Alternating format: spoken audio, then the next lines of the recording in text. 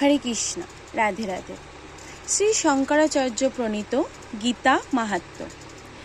গীতা শাস্ত্র মিদাম পুণ্যাম ইয়া পঠেদ প্রযত পুমান বিষ্ণু পদ বাপ্নোতি ভয় শোকাদিবর্জিত।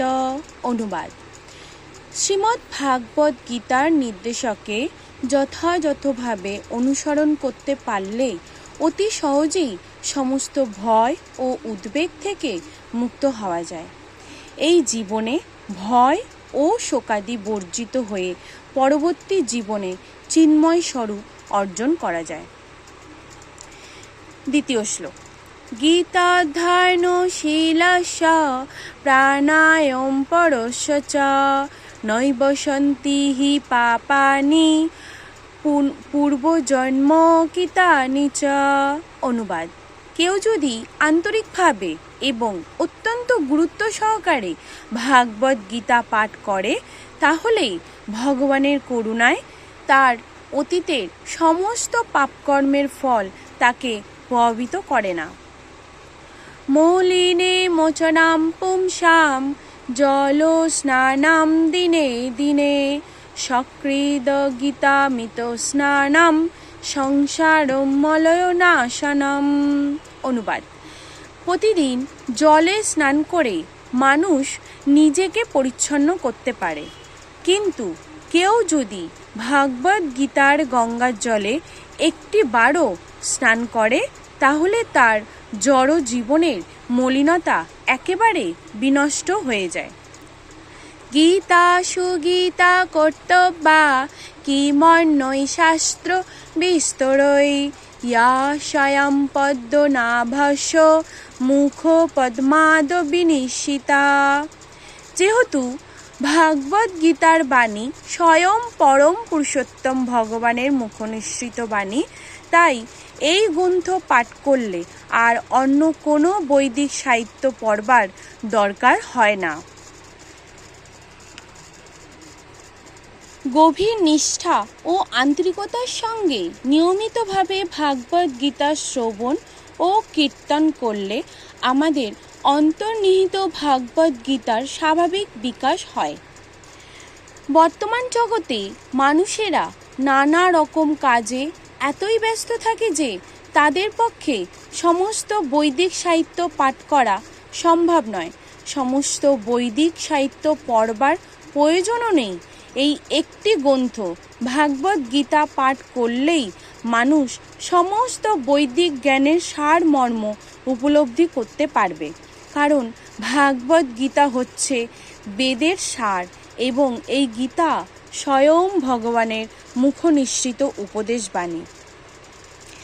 ভারতামৃত সর্বস্বম বিষ্ণু বক্তাদ বিনিশিতাম গীতা গঙ্গোদকম পিতা পুনর্জন্ম ন বিদ্যতে। গঙ্গা জল পান করলে অবধারিতভাবে মুক্তি পাওয়া যায়, আর যিনি ভাগবত গীতার পুনঃ পীযূষ পান করেছেন তার কথা আর কি বলবার আছে। ভাগবত গীতা হচ্ছে মহাভারতের অমৃত রস, যা আদি বিষ্ণু ভগবান শ্রীকৃষ্ণ নিজেই বলে গেছেন। ভাগবত গীতা পরম পুরুষোত্তম ভগবান শ্রীকৃষ্ণের মুখনিসৃত, আর গঙ্গা ভগবানের চরণ পদ্ম থেকে উদ্ভূত বলে উল্লেখ করা হয়েছে। ভগবানের মুখ ও পায়ের মধ্যে অবশ্য কোনো পার্থক্য নেই, তবে আমাদের এটি বুঝতে অসুবিধা হয় না যে ভগবত গীতার গুরুত্ব গঙ্গার চেয়েও বেশি। সর্বোপনিষদ গাব দুগ্ধ গোপাল নন্দনা পার্থ বৎস সুধীর ভক্তা দুগ্ধম গীতামিত মহান।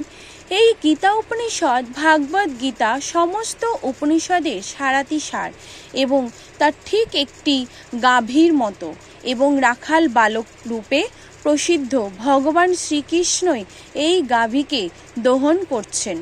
অর্জুন যেন গোবৎসের মতো এবং জ্ঞানী গুণী ও শুদ্ধ ভক্তেরাই ভগবত গীতার সেই অমৃতময় দুগ্ধ পান করে থাকেন।